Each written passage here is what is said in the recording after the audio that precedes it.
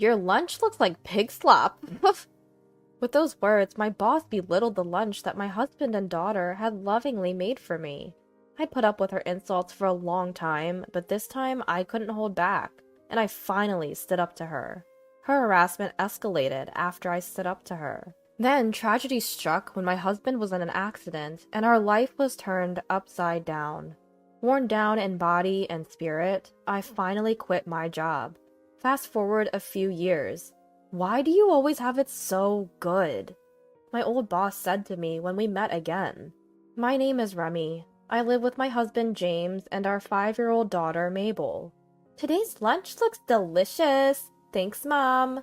You're welcome. I'll probably be late from work today, so enjoy your time with Dad. Please pick up Mabel from the childcare center. Okay. This is a typical morning scene in our household. I'm always rushed and bustling about, yet my husband and Mabel watch over me with smiles, never uttering a single complaint. I work in caregiving. It's a shift job with early and late hours, and overtime is common due to staff shortages. The work can be physically demanding, but I'm proud of what I do. It's my family's support that has enabled me to continue. Good morning. I arrive at work 5 minutes before start time. Remy, your hair's a mess. You take care of your family in the morning and then work full-time? You're truly amazing. My single colleague always praises me when I rush into the workplace. Blessed with good colleagues, I've been working hard, but enjoying my job. However, there's one person at my workplace who doesn't think well of me. Remy, you're cutting it close again today. You have a lot to do, so please come earlier and prepare. I'm sorry. The one who always finds something to complain about me is my female boss, Sissy, a veteran in this office. She's been here since I joined. From the beginning, I sensed she was harsh, but at first, she never said anything personal. If I asked her about work, she taught me well, and honestly, I relied on her in some ways. But since I returned from maternity leave, Sissy's attitude towards me has become harder. I didn't know why, but since others were also treated harshly by Sissy, I thought it was just her preference, and tried my best not to get on her bad side. One morning, I woke up to find that my husband and Mabel, usually sleeping beside me, were not in bed. Seeing the sunlight coming through the curtains, I was startled and looked at the clock. The clock hands were pointing at 7 o'clock. Oh no, I have to make lunch! I ran frantically to the kitchen. Good morning, Mom! I heard Mabel's cute voice from the kitchen. Sorry, I overslept. You must be tired from working late, so we let you sleep, just for a little while. We don't need lunch today, Mabel and I, so it's okay. All right, I went to sleep last night without even looking at the schedule for today. Today, Mabel had lunch at school, and my husband was out, so no lunches were needed. My husband and Mabel seemed to have refrained from setting the alarm, being considerate of my accumulated fatigue. Mom, eat this! We made it together. Mabel said this, and she and my husband smiled at each other. In Mabel's hand was my lunchbox. It was packed with sandwiches filled with boiled eggs, ham, cheese, and chicken, along with vegetable sticks and fruits. You two made this for me? I was so surprised that my voice cracked. Recently interested in cooking, Mabel often helps prepare meals, but she's only 5 years old. She can't use the stove or knife without me watching. On the other hand, my husband usually only makes boiled eggs. These two seem to have made lunch for me. I felt like crying. Mabel, Dad, thank you so much. My feelings were so overwhelming that words could not convey them, and I hugged them both. Every time I eat the lunch you make, Mom, I get so energized. Today, eat this lunch and get energized too. Mabel's words made my husband smile too. How happy I am. Thanks to them, my fatigue was completely gone, and I headed to work feeling light and happy. Then came the long-awaited lunch break. When I opened my lunchbox, a natural smile spread across my face. Sandwiches with finger marks, uneven vegetable sticks, slightly crushed fruits. Everything was adorable. I could see the two of them getting up early in the morning and working hard in the kitchen. Every bite made me feel energized. What are you so happy about? I suddenly glanced to the side, and there stood Sissy. Sissy peered into my lunchbox. Wow, that looks disgusting. Your lunch looks like pig food, Sissy said, laughing. What? Pig food? Normally, I would silently endure Sissy's insults without responding, but I just couldn't stand her insulting my precious family. I couldn't forgive her for calling the food that my husband and daughter worked hard to make for me pig food. Enough is enough! I slammed the desk and yelled. The break room fell silent. Sissy was momentarily taken aback by my outburst, but quickly glared back. It's the truth. You shouldn't defy your boss like that. You won't get away with it. With that, Sissy stomped away, her footsteps echoing. My blissful time was ruined. I closed my eyes to calm my anger. It's okay, I have my husband and Mabel. Thank you for the meal. I had finished the lovingly prepared lunchbox, and I felt recharged with energy and courage. I'll do my best this afternoon. As I returned to my desk, ready to work, I found a pile of colorful files.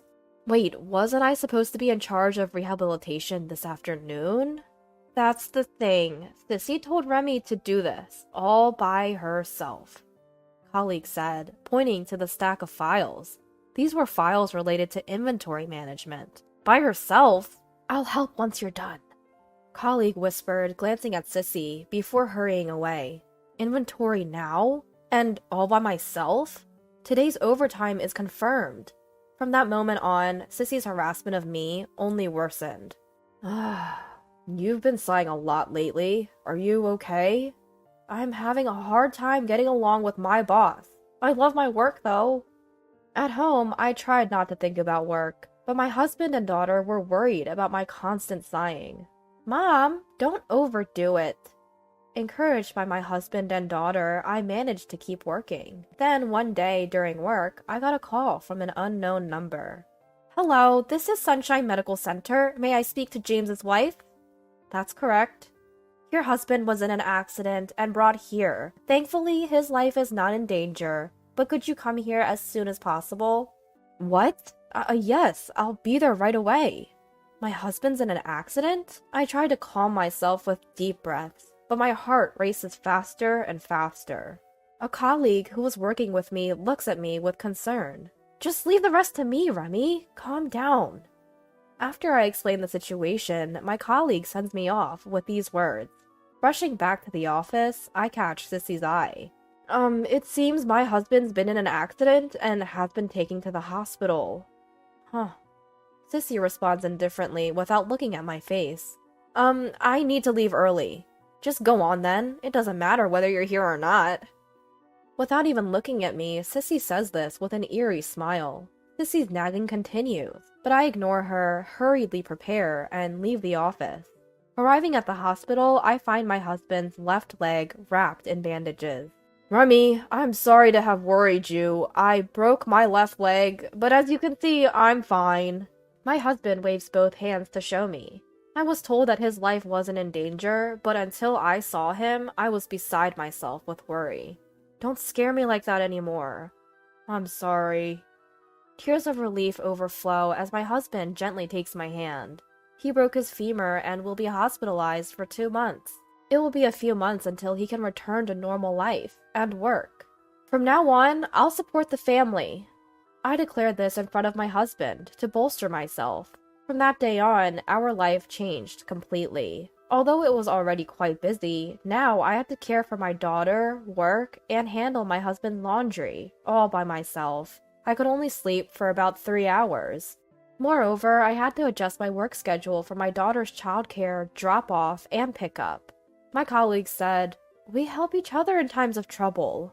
But Sissy took every opportunity to put me down.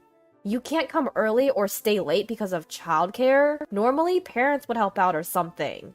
Anyway, it's because you're so spacey that you guys get into accidents. You and your family really are something, interfering with work like this. Huh. Sissy laughs snidely. If I could get my parents to come, I would have done so from the start. But both our families are far away, and there's no one nearby to rely on. Others were in the office, but no one cared. Well, if they spoke up to Sissy, they'd become her next target, so no one would risk defending me. I was already feeling constrained by having others do my work, but being criticized not only for me, but also for my family had shredded my heart. That evening, when I stopped by my husband's hospital, he patted the bed, beckoning me to sit. "Remy, something's wrong. You don't have to endure anymore." I had been desperately trying to be strong for the family, but my husband seemed to see right through me. I finally opened up to him about Sissy's harassment. After hearing everything, my husband quietly said, "Remy, don't push yourself anymore. How about resigning from that workplace? Money's not a concern. As long as you're smiling, our family will be happy." My husband's words began to heal my battered heart. "James, thank you." With that, I submitted my resignation the next day. "You're just quitting your job in the end, huh?" Ignoring Sissy's nagging to the very end, I tidied up my belongings and left the company I had worked at for 10 years. With extra time on my hands, I started cooking with my daughter, accompanying my husband in his rehabilitation, and cherishing the time spent with my family. From the outside, it seemed like I was selflessly supporting my daughter and husband, but in reality, they were the ones helping me. Spending time with the two of them rejuvenated my stress-weakened heart, and I began to feel happy every day. "Mom, let's bake cookies today." "Sure, we ran out of butter, so let's go buy some." Now I have time to leisurely make sweets with Mabel after she gets back from the childcare center. Hoping for this blissful time to continue, I decided to seriously start studying. 4 years later, after finishing shopping and waiting for the elevator, I was called from behind. "Remy, long time no see." A familiar voice. My body twitched in response. Turning around, the voice indeed belonged to my former boss, Sissy. I was at a loss for words, but Sissy continued. "I live on the top floor here." "Oh, really?" I had been tense until then, but Sissy's words made my lips loosen. I shifted into work mode. "Thank you for renting from us." What do you mean?" Sissy couldn't understand my words. "The owner of this high-rise condo is my husband." "What are you talking about?" Sissy's eyes darted around. In fact, my husband had bought this high-rise condominium when it was newly built 4 years ago. Then, right after that, he had an accident. While he was hospitalized, I quit my job and started studying frantically, taking over the owner's duties for the condo in place of my husband. Feeling suited for the owner's role, I continued to support my husband, even after he was discharged. I continued my studies, and now I own and manage a condominium myself. "How do you like our high-rise condo?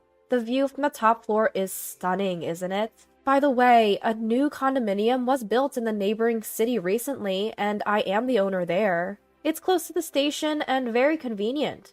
If you know anyone who wants to live in a condo, I can give you a brochure." "Shut up!" I was eagerly pitching, thinking that someone living on the top floor would likely have money. But Sissy interrupted my words, screeching. "Why do you get to have all the good things?" She's not my boss anymore, so I'll tell her what I really think. I made up my mind to do just that. "What are you talking about? Working hard only to be belittled by you. What's so good about that?" Sissy's face twisted in anger. "You have a loving family, don't you?" "What?" Sissy looked down, murmuring softly. "If I had children, I wouldn't feel so miserable." Then Sissy revealed her inner thoughts in a voice so soft it was barely audible. According to her, she had married, but was unable to have children. She wanted them, but things didn't work out with her husband, who desired children too, and they divorced. As a result, all that remained for Sissy was her job, and she worked tirelessly to outperform everyone else. But every time she saw younger people getting married, having children, and taking a year of parental leave, she felt miserable. My busy mornings, rushing into work, seemed to her a symbol of happiness, and she was actually envious. At the same time, she couldn't stand my apparent happiness, blessed with a child and husband, and that's why she was harassing me. Hearing this didn't bring up any sympathy in me. Mixing personal feelings with work and harassing your subordinates is the worst thing a boss can do. I lost my job because of you. What you did is unforgivable. I said that and rode the elevator alone, closing the door. Sissy didn't apologize until the end and just stood there, looking down. Now, 3 months later, Sissy moved out of the apartment building. Rumor had it that after I quit, Sissy started targeting other staff who were raising children and continued harassing them, as she did to me. During this time, the company established a harassment consultation service due to stricter compliance in recent years. One day, there was an anonymous tip about Sissy's harassment, and the company conducted an internal investigation. They confirmed the facts and also uncovered that I had been forced to resign due to the harassment. Taking the situation seriously, the company decided to demote Sissy and transfer her to a lower-paying department. As a result, Sissy could no longer afford her rent and had to leave the high-rise apartment building. It's only what she deserved. My husband, who had been worried that Sissy might harass me again, seemed genuinely relieved that she had left the high-rise apartment building. I'm really thankful that you encouraged me to resign back then. Me too. I'm always thankful to Remy. Let's keep it going. With that, my husband reached out his hand. We shook hands and looked up at the vast sky. Our family's future will surely continue, just like this sky. Surrounded by the clear sky, we felt happiness in our everyday life together, as a trio. From the bottom of my heart, I wished to continue this way forever. Would you like a sandwich, you single-parent poor thing? Our family runs a famous high-end hotel locally. The audacity to think of becoming part of our family is just too much. Can you believe this older lady said that? Today was the day I was meeting my fiancé Jesse's parents for a family meeting.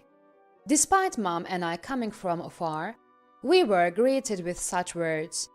Such an attitude towards a guest, and they call themselves a high-end hotel. I was at a loss for words, but then an idea struck me, and I made a call. My name is Chelsea, a 27-year-old office worker.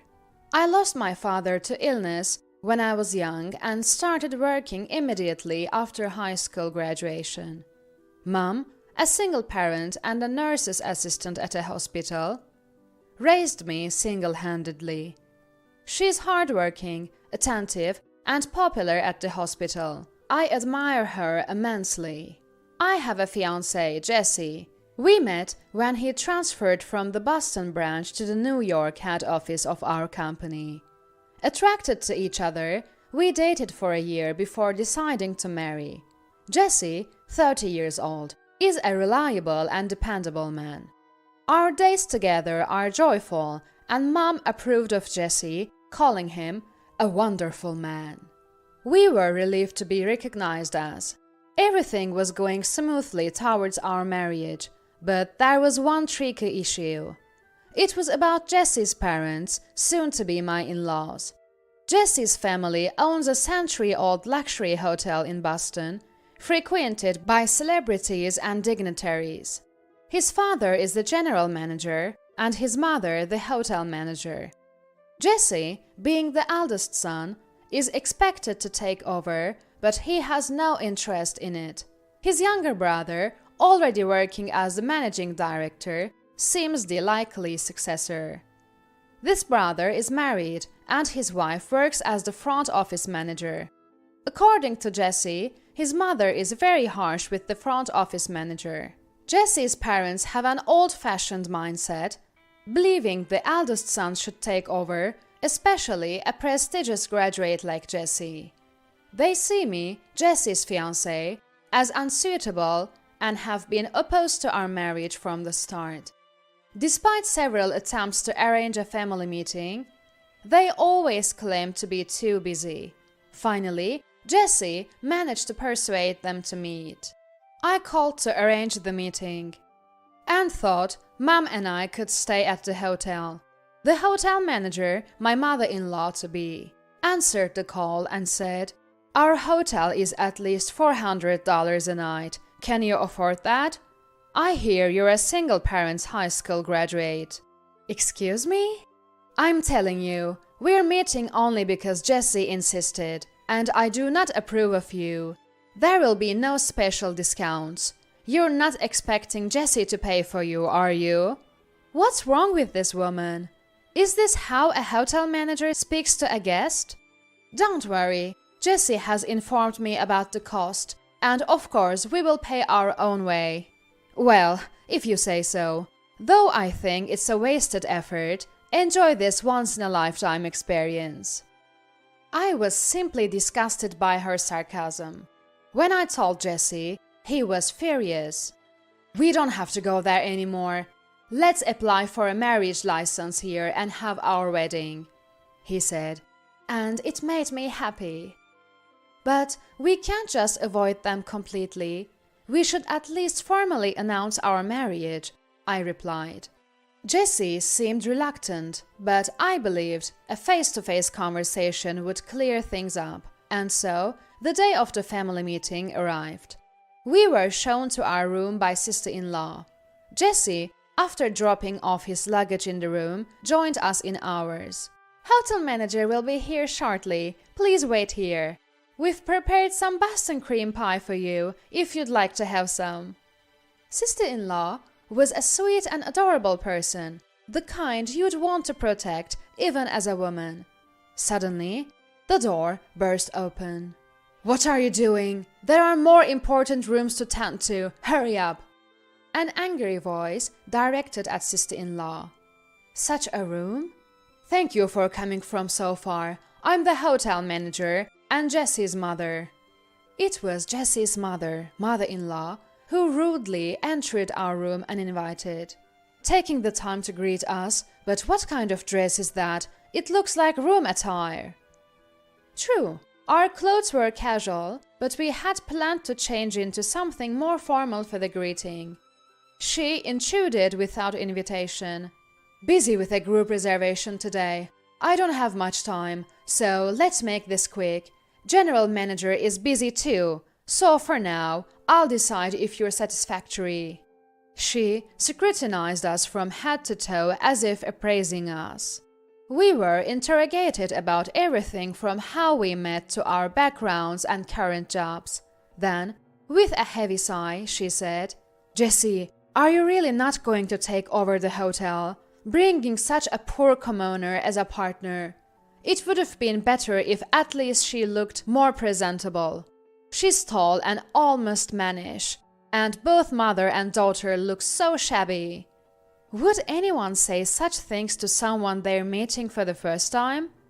Jessie, trembling with anger, retorted, What? Enough of this! This is too disrespectful! I've said it many times. I'm not interested in taking over. I don't mind severing ties with you guys. What? Did this woman bewitch you? No, I said we should marry on our own. Chelsea suggested we should greet you properly. Even Sophia made time for us despite being busy. And yet, mother-in-law was about to respond when father-in-law entered. His attitude as arrogant as hers. Welcome from afar. I heard you're from a single-parent family. And what about Mrs. Sanders' educational background and profession? Mom answered firmly. I've been a nurse's assistant at a hospital since graduating high school and becoming a widow. The in-laws exchanged glances and burst into laughter. A high school graduate? Not even a nurse, but a nurse's assistant. No wonder this marriage is unacceptable, father-in-law said mockingly. A nurse's assistant, changing sheets and caring for patients, a servant? Bottom of the barrel job. Must have been a poor life. Huh? Mother-in-law laughed scornfully. Hearing them insult Mom was unbearable. How dare they insult her? I can't allow it. I was seething inside. Married to a high-end hotel manager, I can't imagine such a life. Mrs. Sanders, were you hoping to become part of our family and stay for free? Mother-in-law sneered condescendingly. But Mom, who had been silent, finally snapped. Say what you will about me, but how can I stay silent when you insult Chelsea like this? Such vulgar words towards guests. Maybe you should acquire the grace befitting a luxury hotel. It was the first time Mom raised her voice like that. She was furious. Mother-in-law briefly flinched, but then scoffed. Words from a loser in life don't affect me. Well, since you're here, how about a sandwich after dinner? You single parent, poor thing. Our family runs a famous high-end hotel locally. The audacity to think of becoming part of our family is just too much. Can you believe this older lady said that? And remember your place. We don't want the hotel's reputation to drop. Please don't come again. Such an attitude towards a guest. So much for a high-end hotel. And father-in-law too. We've prepared the cheapest room to avoid any payment issues. It's still luxurious for people like you, I suppose. With a disdainful look, he looked down on us. What do you mean by sandwiches after dinner? Are you implying that poor people need more than just dinner? It seems my hint for you to leave soon hasn't gotten across. This is the problem with single parents and their poor upbringing. Then, we'll be going back to our work now. The in-laws stood up and hurriedly left the room. Chelsea, I'm really sorry. Sophia, too. I apologize for my rude parents. Now, you see, Chelsea, let's cut ties with parents like them. Jesse apologized so much that I felt bad for him. I had heard about his disdain for his parents, who judge people by their education and jobs. Moreover, mother-in-law, who moved from Oregon to Boston, acts as if she's always lived there, but Jessie always criticized her for lacking any real class, just a faux Bostonian. The hotel is luxurious and majestic, deserving of its history, but those in-laws don't match its grandeur. Don't apologize so much. You've done nothing wrong. But what will we do? Really cut ties? When I asked, he replied, Of course, I want to be with you, even if it means disowning them. His words made me happy. But I can't let things go without a fight. I couldn't back down now. After whispering something to Mom, who nodded in agreement, I made a call. The next day, I had Jessie go out with a local friend, while Mom and I met with Grandpa, Mom's father, in front of the hotel. Grandpa was furious after hearing our story. Pretending to be our relative, he called the hotel manager, who scolded him, saying they shouldn't come again after being told not to, calling us shameless. When mother-in-law spotted Grandpa, she approached him respectfully. Well, Mr. Murphy, thank you for always patronizing us. Are you here to discuss a party? She didn't realize he was the one from yesterday's call. Just seeing Grandpa. Her treatment was completely different from how she treated us. That's as it should be. No wonder, as Grandpa is the well-known chairman of Murphy's Bedding Company, whose products are used in the in-laws' hotel. The mattresses, chosen by father-in-law for their quality foam and coils, were his choice. We only learned then that Grandpa supplied bedding to the hotel. Grandpa, a long-time regular customer, had been sporting and investing in local hotels. Indeed, the in-laws' hotel was among them. Mother-in-law looked puzzled when she saw us approaching Grandpa. Noticing her expression, Grandpa said, Hotel manager, is something wrong? Oh, I forgot to mention. This is my daughter and granddaughter. What? Mother-in-law's shocked face was comical. Grandpa, we were told not to come because we're poor. Seems like the hotel manager wonders why we're here, so let's leave. I put on a sad face. Oh, so the poor aren't welcome, huh? Actually, I called yesterday to book a room and was told my relatives were shameless. Seems we're not allowed here. Let's go then.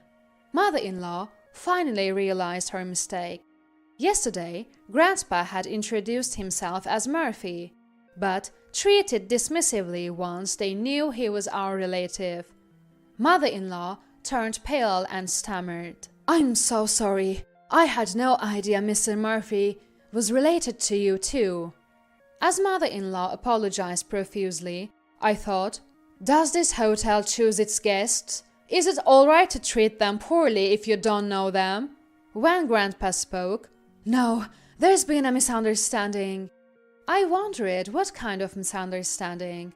It was hard to suppress my laughter. According to my daughters, it was rude to suggest that poor people like us could become related to someone from this hotel.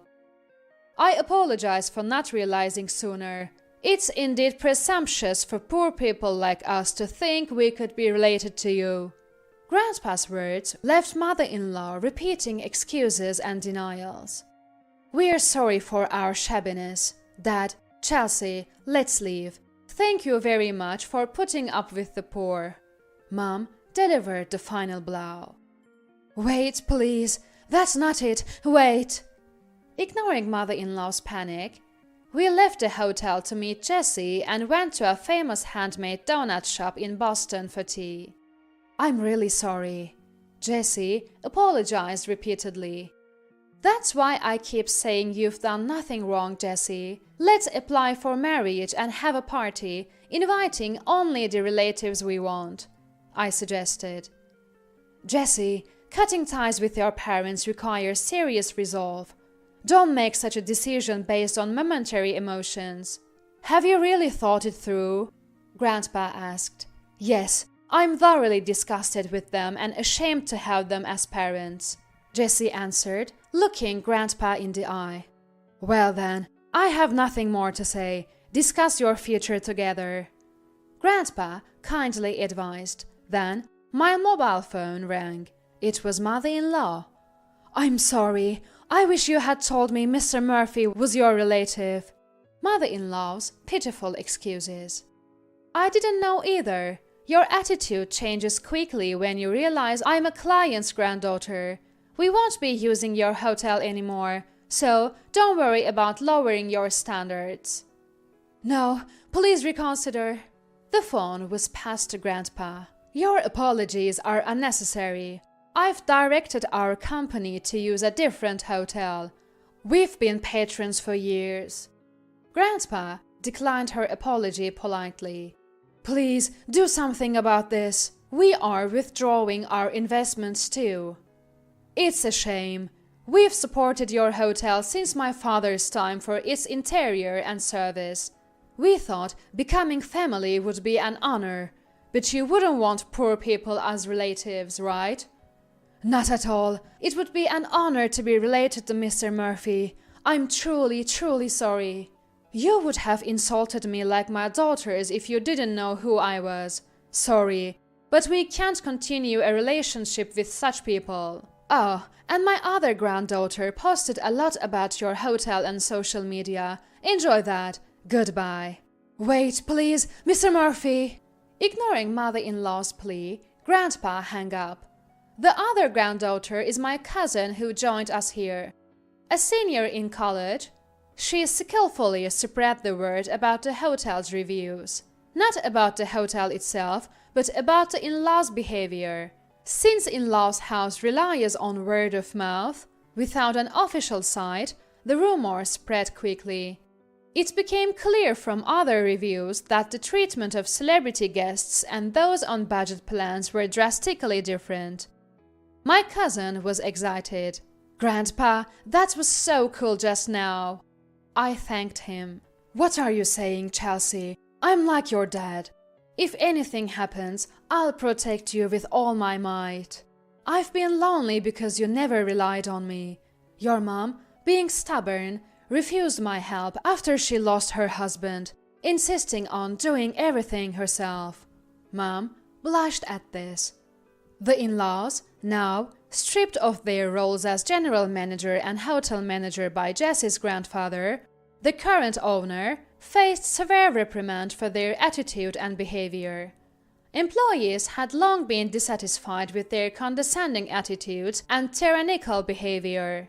They were known to look down on cleaning staff and never even greeted them, leading to a high turnover rate. Replacing the in-laws with brother-in-law as a new general manager and sister-in-law as a new hotel manager prevented further resignations. Though brother-in-law, the younger son, didn't attend a prestigious university like Jessie, his experience in a trading company and fluency in Chinese and French contributed significantly to his role as managing director. His appointment promised a rejuvenation of the hotel with young energy.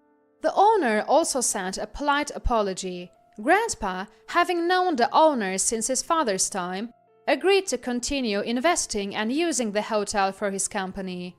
The ousted in-laws, with no experience outside the hotel industry, attempted to work at a cheaper hotel chain, but quickly faltered due to their inability to shed their former pride.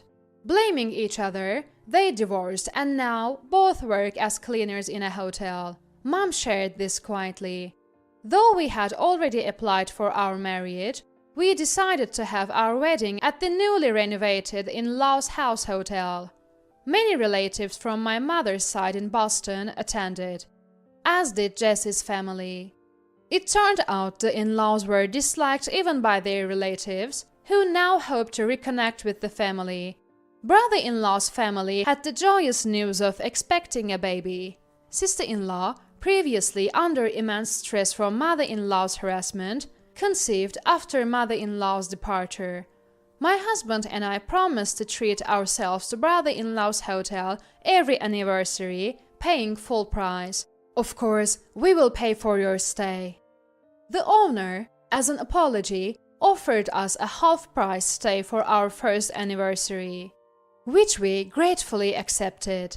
And now I'm expecting a baby. Seeing how strong and resolute Mom was when faced with the in-laws' abuse, I admired her even more. I aspire to be a strong and resilient person like her, a mother who can protect her child.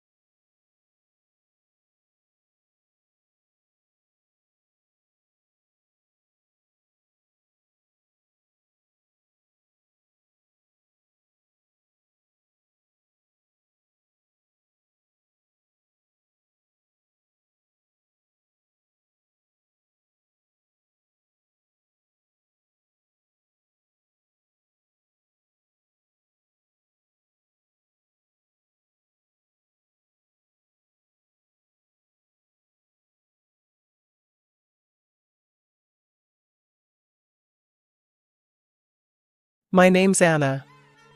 I sell houses, the big fancy ones with views, and the small cozy types that feel like yesterday's bread, warm and welcoming.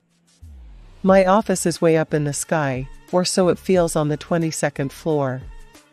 It's a world of glass that reflects everything, the clouds, the birds, and the infinite hustle of the city. So, here's where it all starts. There's this guy, Mike. Not just any guy. The type that walks into a room and even the air takes notice. He started working at the firm next door about a year ago. The first time we met was by the coffee machine.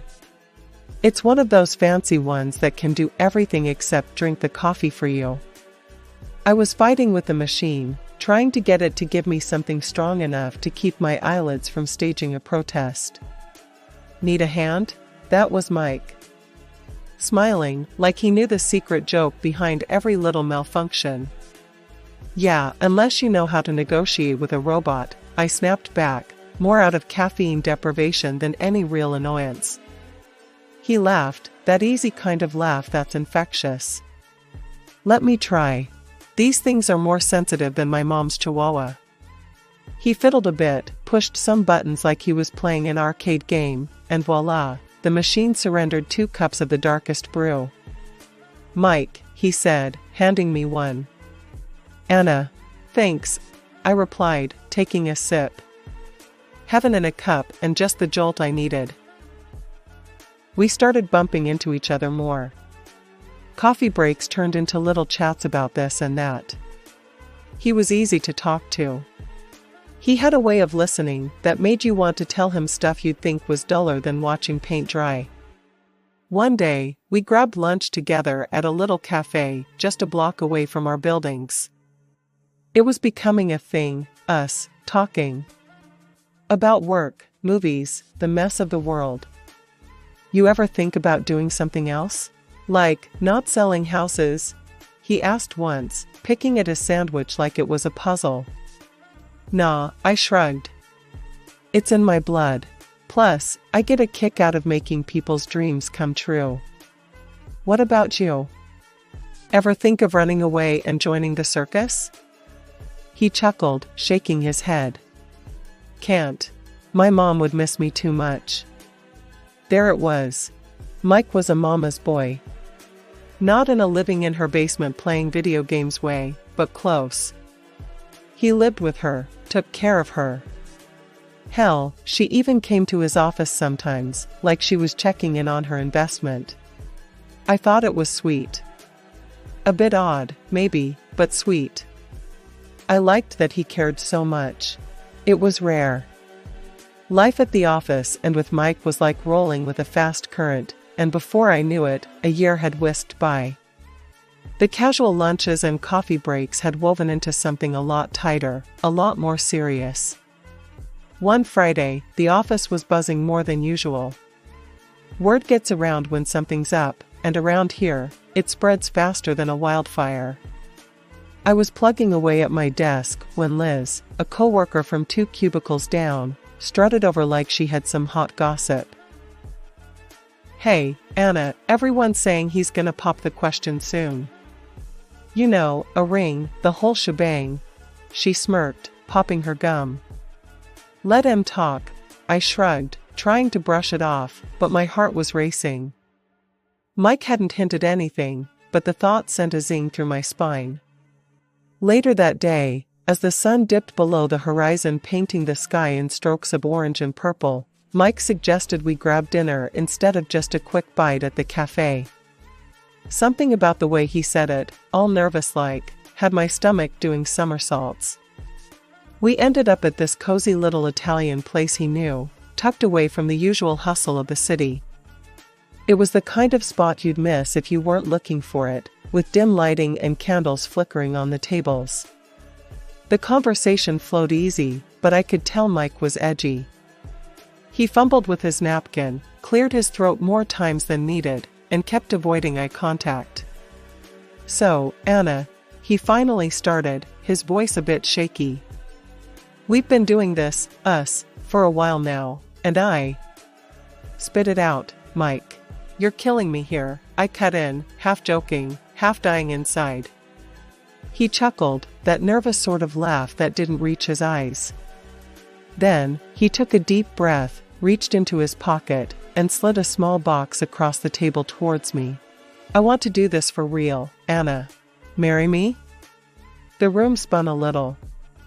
I mean, Liz is teasing, the office bets, suddenly, it was all real.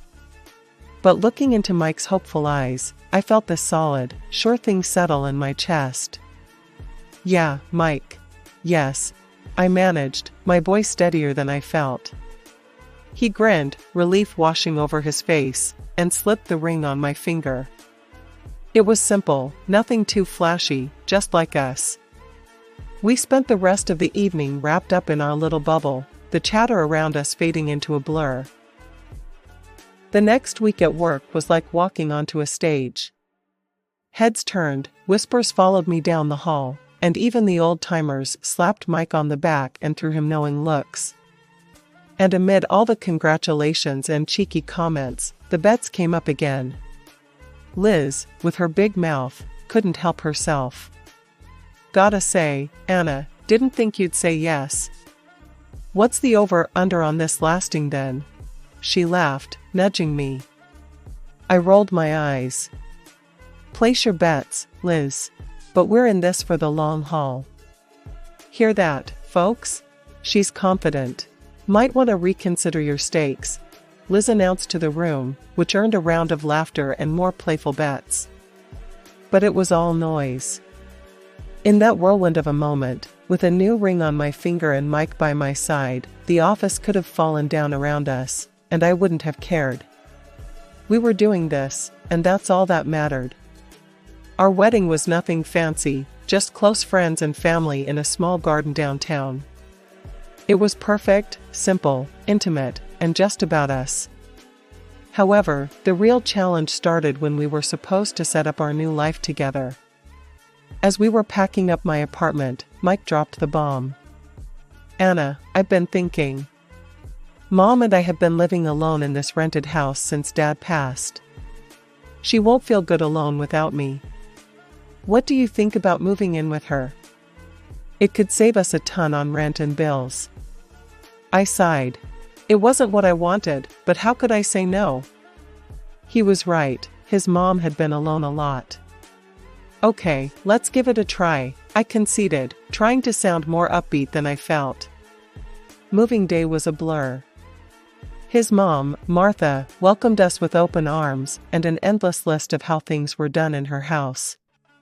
At first, it was fine. I thought, I can handle this. It's temporary. But as days turned into weeks, the true colors of living under Martha's roof began to show. She had rules for everything, from how laundry should be done to how the groceries should be stored. One evening, we were setting the table for dinner when she cornered me in the kitchen.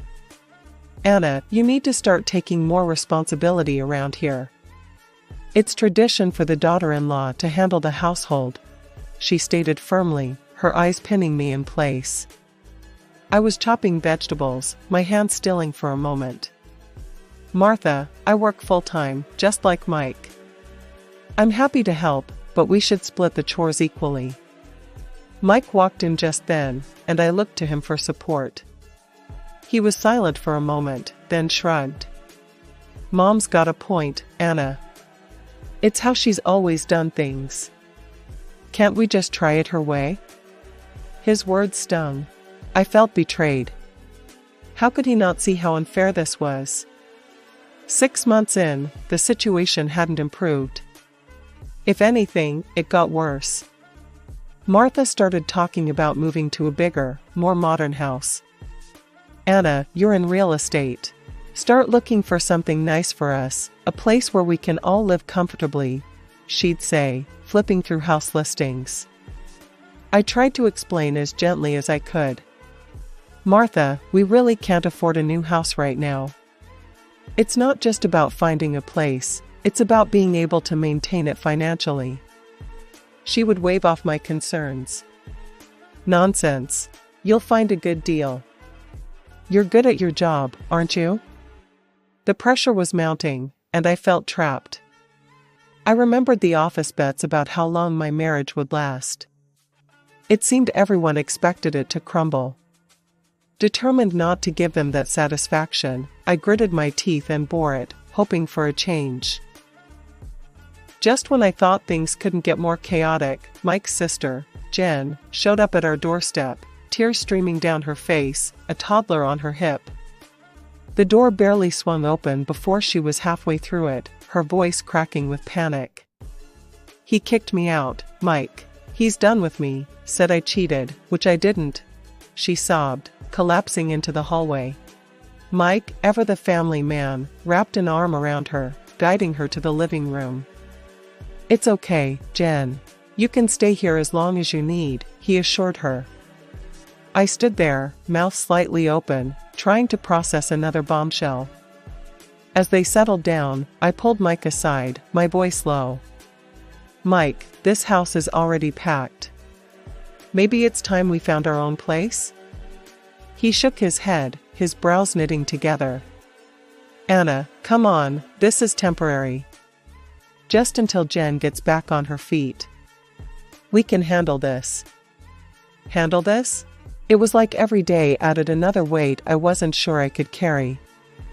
But I nodded, resigning myself to the new reality.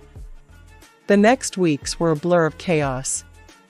Jen, bless her, was dealing with a lot, but that meant all her responsibilities fell to me. I'd come home from a long day at work to a house turned upside down by her 2-year-old whirlwind, Tommy. Toys everywhere, food splatters on the walls, you name it, Tommy did it. It felt like no matter what I did, it was never enough. The final straw came at dinner a few nights later. We were all sitting around the table, a tense silence hanging over us as we picked at our food. That's when Martha, with her usual flair for stirring the pot, dropped her next idea. "You know, Anna, you're out working all day, and clearly, the house is suffering for it.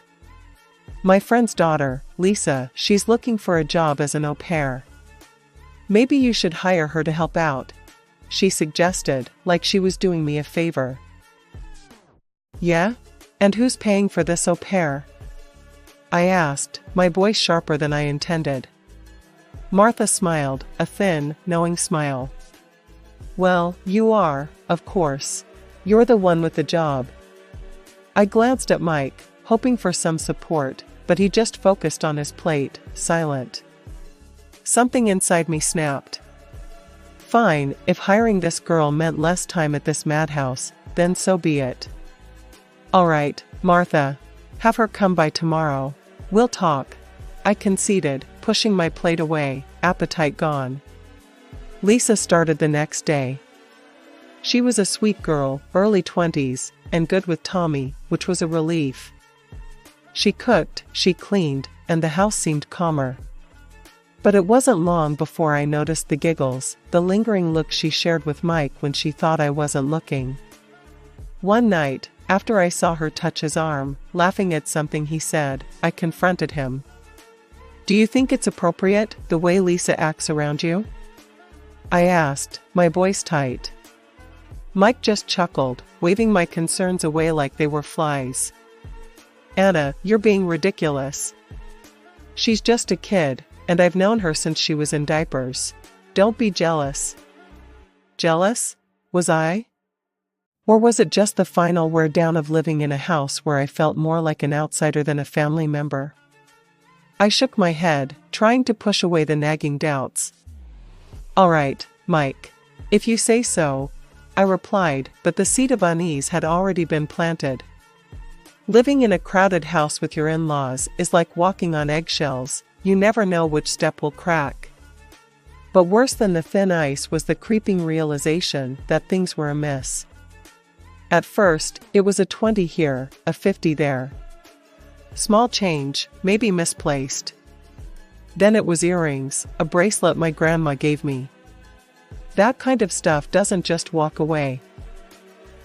One evening, after noticing my favorite watch was gone, I confronted Lisa, the au pair. "Lisa, have you seen a silver watch around? It's missing." She gave me a wide-eyed innocent look. Oh no, Anna, I haven't seen anything. Maybe it's lost? Enough was enough. I installed hidden cameras in my room, a desperate move for desperate times. I wasn't going to accuse anyone without proof. But what I found blew the lid off any petty theft. It was a Wednesday, the kind of day where you just can't face going home. I sat in a cafe, laptop open, pretending to work, but really, I was watching the live feed from the camera. What I saw crushed me. Jen, Mike's sister, snuck into our room. She went straight for the drawer where I kept my jewelry, her movements too practiced. My heart sank. Then, the door opened again. It was Mike and Lisa. They weren't just chatting. No, they were together. On our bed. It felt like a punch to the gut. I sat there, the taste of my coffee turning bitter. Anger boiled up, but a cold, calculating part of me pushed it down. No, I wasn't going to storm home. I needed a plan. Over the next few days, I collected every shred of evidence. Videos, times, everything. But revenge? That needed to be sweet, not hasty. One day, accidentally leaving my laptop open on a real estate listing was part of the play. It was a beautiful house, big yard, underpriced by half. Mike walked by, stopped, and stared at the screen. "What's this?" he asked, eyes lighting up. "Oh, just some listing I found." "Too bad we're not looking, huh?" I murmured, feigning disinterest. He grabbed the laptop, scrolling through the photos. "Are you kidding? This is perfect. Why wouldn't we look at this?" Martha came over, peering over his shoulder. "Oh, Mike. It's beautiful. Call them, now." Mike was practically bouncing as he dialed the number. "Hi, yes, I'm calling about the listing." "Yes, we want to put down a deposit." No need for a full check, we trust it's all good," he said, all but throwing our money at them. "Who's it going to be registered to?" I asked, my voice sweet as syrup. "Me, obviously. And you'll help with the payments, right?" He didn't even look at me as he spoke. "Of course," I replied, my smile hiding daggers. Everything was falling into place. Sitting back, I watched as they celebrated, oblivious to the storm that was about to hit. Mike, Martha, and Jen, they all thought they had won. But the game had just changed, and I was now playing for keeps.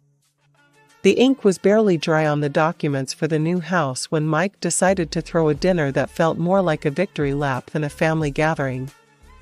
The entire crew was there, his mom, Martha, his sister, Jen, and yes, Lisa, who'd become too familiar in all the wrong ways. The dining room buzzed with a kind of giddy tension as I walked in, the air thick with smug satisfaction. Mike was grinning like a kid who'd just gotten away with stealing cookies.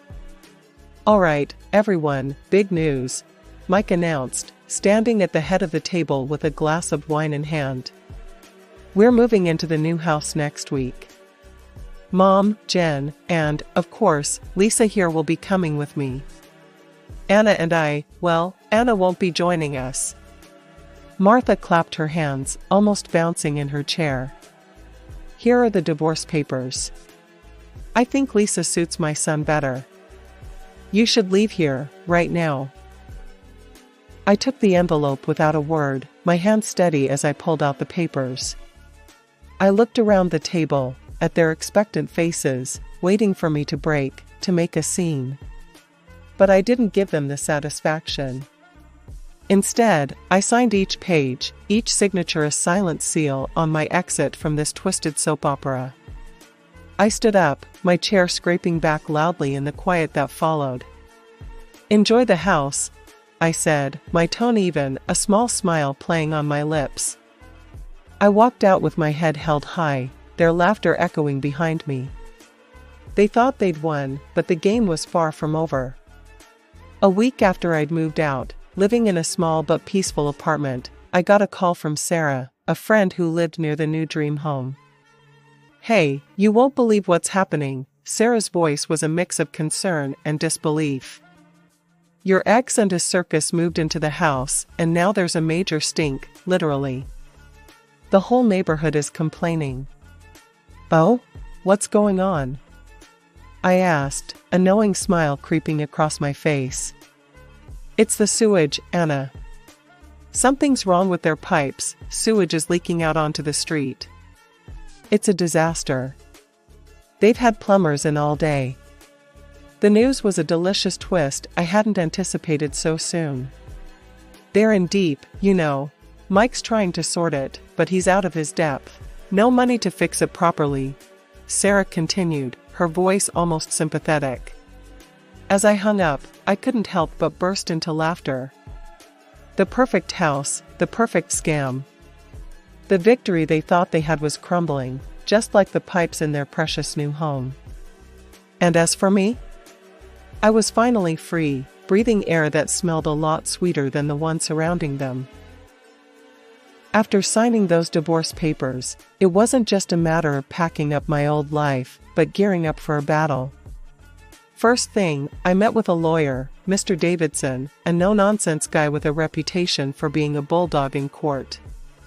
I laid out everything, hidden camera footage, dates, times, the works. Mr. Davidson, scanning through the evidence with keen eyes, finally looked up, his expression grim yet oddly satisfied. "Anna, we have a solid case here. Infidelity, theft, you want to go to court, you'll likely seek compensation." "That's exactly what I want," I told him, my voice steady, my resolve like steel. We filed for financial compensation for the betrayal and initiated a police complaint against Jen for theft. The days that followed were a blur of legal documents, meetings, and statements. Amidst this whirlwind, word got out about the divorce and everything else. I braced for whispers, for pity, or worse, mockery at work. But it never came. Instead, there was an unexpected wave of support. But not everyone was supportive. One afternoon, as I was walking out of a meeting, I saw her, Martha, storming into the office like it was her own house, fury radiating off her in waves. "Anna, you think you can just destroy my family and get away with it?" she screamed across the lobby. The office fell silent. Everyone's eyes were on us. I stood my ground. "Martha, you need to leave. Now." She took a step forward, her finger pointed accusingly. "I won't let you do this to us." Before she could continue, I gestured to the security guards. "Please escort her out. She's not welcome here." The guards were quick to react, taking Martha by the arms and leading her away as she continued to shout and struggle. It was a sad, desperate scene. The following week saw the legal battles unfold. Mike, faced with undeniable evidence, settled out of court, agreeing to a lump sum as compensation. His face, when he signed the papers, was a mix of anger and humiliation. Jen, caught red-handed on video, received a conditional sentence and was ordered to return all stolen items. Adding to their downfall, Mike became a joke at work. People would subtly lift their noses as he passed, snickering about the man from the stinky house. It wasn't long before he couldn't take it anymore and resigned. His departure made my daily life a lot easier. Not seeing him every day was a relief I hadn't expected. It had been 2 quiet, peaceful months since I had settled into my new life and small apartment in the city center. My days were filled with the normalcy of work, occasional lunches with colleagues, and evenings that I could now call my own.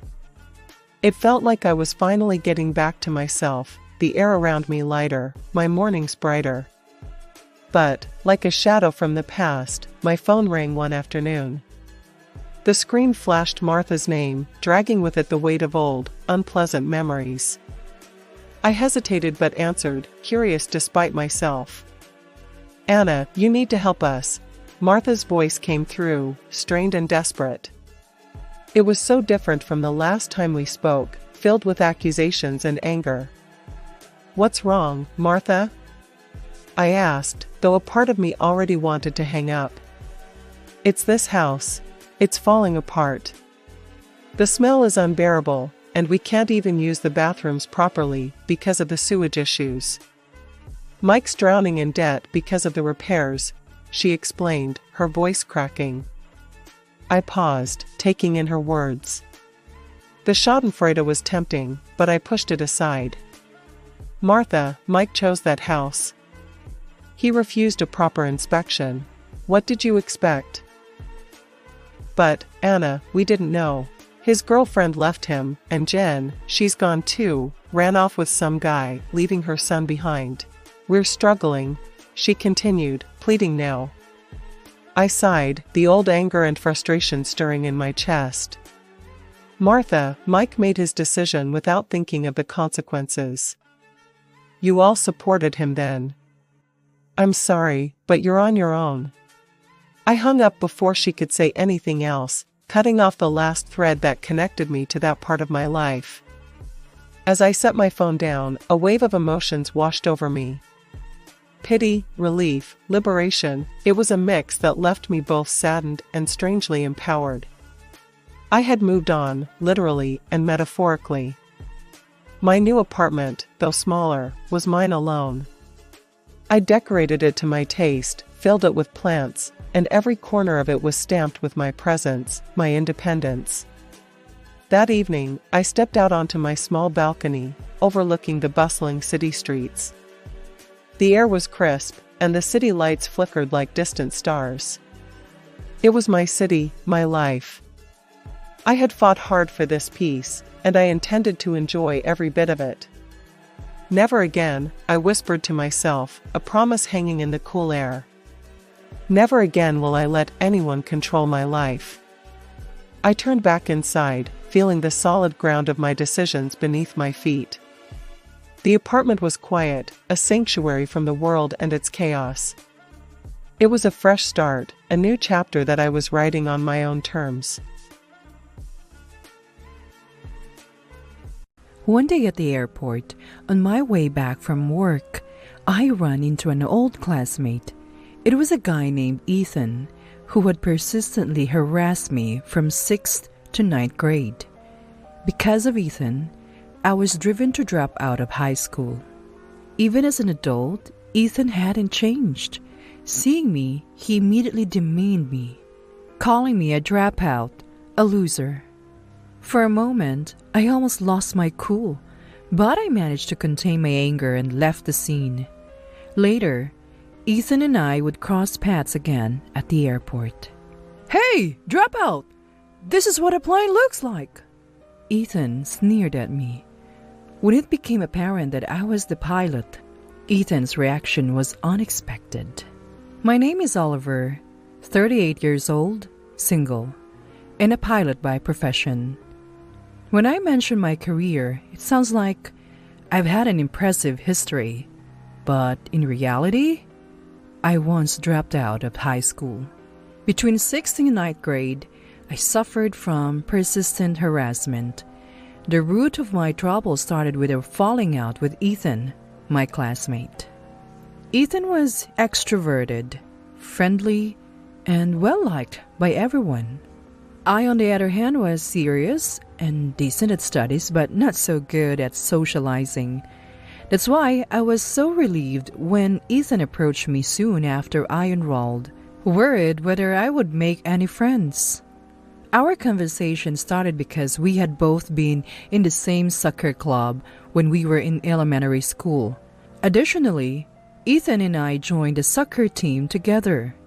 We both joined the soccer team, but in our group, I was always the butt of the jokes.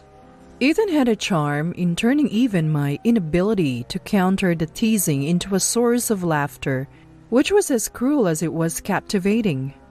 Initially, I accepted my place in the group, even finding joy in making others laugh with my actions. But slowly, our relationship became twisted. The way we garnered laughs escalated gradually. At first, I dismiss it as part of friendship. But my ambiguous attitude towards these jokes was a mistake. The words gradually turned into blatant teasing and personal attacks. Sometimes Ethan would half-joking put me in a wrestling hold. Even when I laughed it off and told him to stop, no one intervened. Instead, they all laughed, watching Ethan and me. I'm not making them laugh. I'm being laughed at. I realized. Ethan was just enjoying humiliating me. That realization made staying in the group painful. The teasing that I once brushed off with a laugh became unbearable. One day, while walking down the hallway, I was slapped on the head with the usual, "Hey!" Normally, I would just laugh it off with a "What's up?" But that day, I firmly said, "Stop it!" Ethan, looking annoyed, retorted, "What's with you lately? You getting all moody? I'd let you in our group, so at least look like you're having fun." "Can't do that. It's not fun." "What? You always used to laugh. Besides, for someone named Oliver, you're getting too bold." Ethan said this with an intimidating voice, glaring at me. But I stood my ground, staring back at him. Ethan eventually left saying, "Fine then," and quickly joined the rest of his group.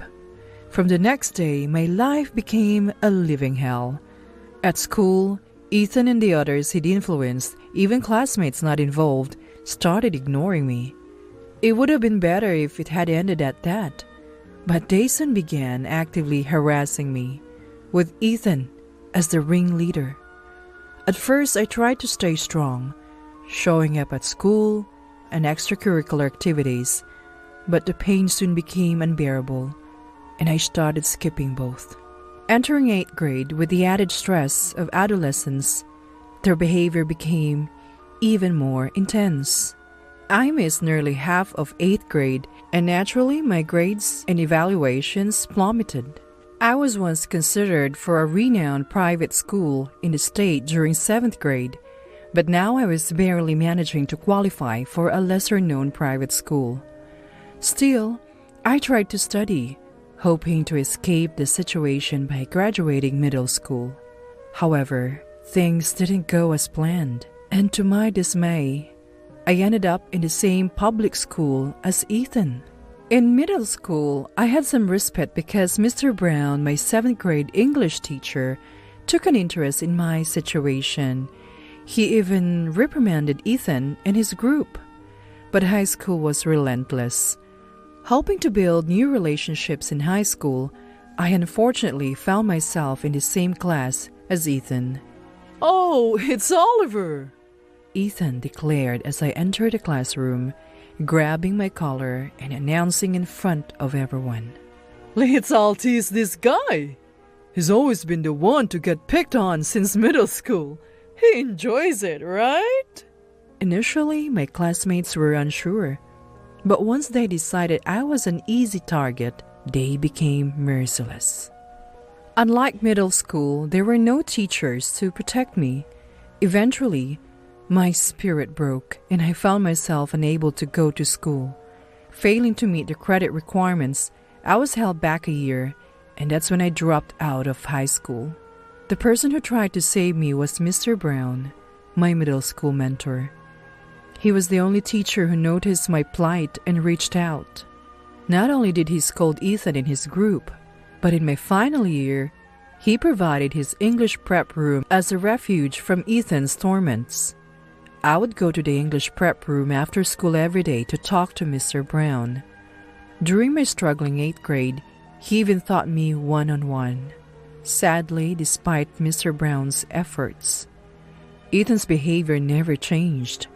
Still, I believe Mr. Brown did everything he could. He was my only ally and emotional support at school. Just having Mr. Brown around made it possible for me to attend school until graduation. I kept in touch with Mr. Brown through frequent letters even after graduation. But as the situation in high school remained unchanged and my spirit was broken, I lost the motivation to go to school. and didn't feel like replying to Mr. Brown's letters, leaving them unanswered. One day, Mr. Brown came to my house to apologize in person. "I'm truly sorry I couldn't be more helpful back then," he said with a pained expression. When he learned I couldn't attend high school anymore, he brought a pile of information on correspondence and night schools. "How about starting over in a new environment?" he suggested. "It's no use, I replied. My self-esteem shattered from being constantly ridiculed by Ethan in his group. Mr. Brown encouraged me. "Oliver, you'll be fine. With a change of environment, you'll flourish," pushed by his enthusiasm. I started studying for my high school diploma through correspondence education. Originally, I didn't hate studying, and with the active support of my parents and Mr. Brown, I made significant progress, contrary to my past struggles. Frustrated by how I had broken under harassment, I immersed myself in studies, refusing to let those bullies ruin my life. During that time, my parents told me, "It's great that you're always working hard on your studies, but it's not good to focus too much on them." To give me a break, they took me on a trip. That was when I flew on a plane for the first time. The first surprise was the plane's imposing presence before boarding. I remembered how I used to love looking at aircraft in vehicle encyclopedias as a child. Flying through the air, I was completely captivated by the world above. The gradually fading cityscape, the thrill of breaking through clouds, and the clear sky beyond. The beauty of the scenery through the plane's small window made me feel free from everything. It was so refreshing that it seemed to erase all the regrets and burdens of the past. "I want to fly freely in the sky. I want to be a pilot." This vague thought solidified into a firm goal by the time I returned from the trip. It was the first time I had a dream, and I felt my heart leap for the first time in a long while. However, becoming a pilot is not an easy path. It would also be a burden on my parents. But I didn't want to give up on something again. While I was wrestling with these thoughts, Mr. Brown visited me again. "Look at you! Oliver, you seem much brighter." He immediately noticed the change in me. "How's your studying going?" he asked. "It's going really well lately," I replied. "I've found a goal." Mr. Brown looked at me encouragingly. Would he laugh? Would he say it's impossible for me? For a moment, these thoughts crossed my mind, but I knew Mr. Brown wouldn't say such things. Gathering my courage, I said, "I've been thinking, I want to become a pilot." Mr. Brown's eyes widened, and tears quickly filled them. Seeing his face break into a joyful smile, I almost cried too. "That's great! I'll support you. Finding a goal is great. Keep it up," Mr. Brown said with a trembling voice, taking my hand. His words cemented my resolve. I then shared my aspiration to become a pilot with my parents. Mom seemed a bit worried, but Dad said, "That's great! You've seemed much more determined lately. So that's what it was all about. Dad will support you all the way." Mom nodded in agreement, saying, "Yes, that's right." I studied hard, passed the high school equivalency exam and the aviation school entrance exam. I worked diligently in my studies and training at the aviation school and eventually obtained my pilot's license. But I didn't stop there. Aiming to become an even better pilot, I won a scholarship for a master's program in Germany and studied advanced aviation technology there. My paper on the impact of lateral forces caused by aircraft tire damage received higher acclaim than I expected, paving the way for my doctoral studies. After earning my PhD, I finally felt a sense of achievement. I considered staying abroad for work, but with my parents waiting back home, I decided to return. Back home, I got a job as a pilot with an airline in New York. One day, while walking to the airport exit in my casual clothes, a man in dirty work clothes called out, "Oliver!" I recognized the face immediately and was momentarily speechless. It was Ethan, the same person who cruelly mistreated me from 6th to 9th grade. "What's up? Long time no see. Ended up a high school dropout, loser, huh? Why are you even here?" "Well, I guess you're probably a janitor or something, right? Got anything to say?" "Dropout, Mr. Oliver." I was traumatized, forgetting where I was, my mind going blank. Ethan's tone, attitude, and expression brought back memories of those hellish school days. Amused by my stunned state, Ethan boastfully mentioned that he now worked here as a mechanic. He obviously thought I was a janitor, his demeanor openly dismissive. It seemed like he had no remorse for almost breaking me as a person. "You have no idea of the pain you caused me." I almost lost my composure, but managed to contain my anger at the last moment, saying only, "I see. Good luck," before quickly leaving. My heart was pounding long after Ethan was out of sight.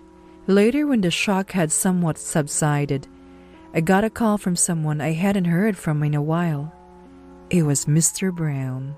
He had heard about my achievements and, inspired, decided to pursue his long-abandoned dream of graduate studies.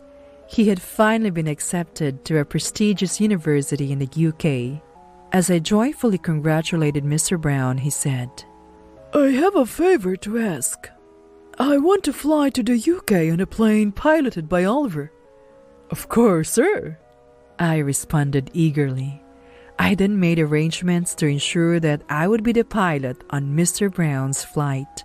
And then, the day of Mr. Brown's departure arrived. It was a very cold day, and I, in my captain's uniform with a jacket over it, was walking around the aircraft for an external inspection. That's when I encountered Ethan again. Everyone was at their respective post, and there were no other people around Ethan and me. Ethan, seeing me, mockingly swung a tool as if to hit me and laughed. "Hey!" I flinched, and he said with the same childishness as before, "What? Got scared? It's just a joke. Hey, dropout! This is an airplane," he said mockingly. Just then, a voice from behind me called out, "Captain!" It was Miss Anderson, a cabin attendant. "Captain?" A surprised Ethan was ignored as Miss Anderson looked straight at me. "Captain, it's time for the flight. Please prepare." "What?" "Understood. I'll be right there." Leaving a stunned Ethan behind, I quickly walked towards Miss Anderson. Ethan clicked his tongue behind me, but I felt a sense of satisfaction, as if I had finally outdone him. Soon it was time to board, and passengers began entering the aircraft one after another. Spotting Mr. Brown among them, I couldn't help but smile. Once all the passengers were seated and the hatch was closed, I introduced myself as the captain and promised a safe journey to everyone on board. I knew Mr. Brown would hear my voice. As a captain, I felt even prouder to be in this position. Ethan and those times were long past. I can't forget the humiliation of those days, but I'm not the same person I was back then. Reminding myself of this, I prepared for takeoff and the plane safely lifted off. However, there was an unexpected event mid-flight. As the control tower reported a sudden change in weather, the aircraft was hit by a terrifying storm. The aircraft shook violently, an extraordinary turbulence. Panic ensued in the cabin, and amidst the chaotic reports in my headphones, I felt a moment of confusion. But my more than a decade of experience wasn't for show. Moreover, the situation was similar to what I had written about in my paper. "Stay calm, it's okay, I can handle this," I reassured myself. Working together with the co-pilot and cabin attendants, we secured the safety of the aircraft and calmed the panic. Eventually, we managed to escape the critical situation, and the aircraft gradually stabilized. Seeing the airport and successfully landing felt like a huge relief. But my job wasn't over yet. As the captain, I apologized for the incident and wished success for all passengers and crew members, completing my duties. Of course, the image of a certain mentor was in my mind throughout. Some time later, the details of the malfunction that troubled the aircraft were revealed. A part in a specific area was found to be damaged. Despite thorough double checks, it was unclear why the maintenance had been inadequate. When the authorities analyzed the camera footage, it was discovered that the malfunction was due to Ethan's actions. It was a case of deliberate tampering. Initially, Ethan denied the accusations, but when he saw me, his face flushed. Observing his strange reaction, the others turned their attention to me. I briefly explained the background of my relationship with Ethan. It's all in the past. Why are you still holding on to it? That's why you're foolish. I blurted out unintentionally, and Ethan seemed to realize he had cornered himself. He tried to deny it in a panic, but it was too late. Everyone present cast condemning glances at him. I'm no longer the weak person I was back then. Looking Ethan in the eye, I said, "You're the one who's been holding on to the past. Your actions could have cost lives. Do you realize the magnitude of what you've done?" Following my words, others started to express their criticisms towards Ethan. Pale and shrinking, Ethan eventually broke down and apologized, but that didn't absolve him of his crimes. Having admitted his guilt, Ethan was disciplined and resigned, facing criminal charges. What Ethan did, both in the past and now, is inexcusable. However, I couldn't help but feel a certain pity for him, driven to such lengths by his obsession with pulling me down. A few days later, perhaps by some stroke of luck, I found myself dining with Miss Anderson. She had asked me, "Would you like to have dinner together on our next day off?" Miss Anderson, always a cool beauty as an excellent cabin attendant, looked even more stunning in her casual attire. I had secretly been attracted to her for a long time, but had almost given up, thinking she couldn't possibly be interested in me, being 8 years younger. However, our relationship rapidly grew closer after that incident. Is this the suspension bridge effect? No, maybe it's something different. While thinking this and eating, Miss Anderson said, "You were really impressive the other day, Mr. Oliver." I was at a loss for words, and she chuckled softly. What do you mean? "When there was trouble, he gave calm instructions. Thanks to you, I was able to stay composed and act. It was admirable." Her compliments made me blush. But involving many people in my problem with Ethan, I feel... That modesty of yours is also admirable, you know. Are you teasing me? Of course not. Miss Anderson smiled, holding her hand to her mouth, looking genuinely happy. Her surprising actions didn't end there. "I'm the type who actively shows interest when I like someone," she said. I was stunned, feeling my face turn red. After that, Miss Anderson and I started dating. Although we both often find ourselves in the sky or abroad due to our jobs, she was always eager to travel to foreign countries in our private time. Since I also love flying, traveling together became a very enjoyable experience. France, Sweden, Vietnam, Australia, Together, we created many memories in various places. Each journey seemed to heal the scars in my heart.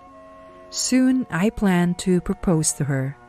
I intend to invite Mr. Brown to our wedding, believing it's a strange fate he has somehow connected for us. That's the feeling I have.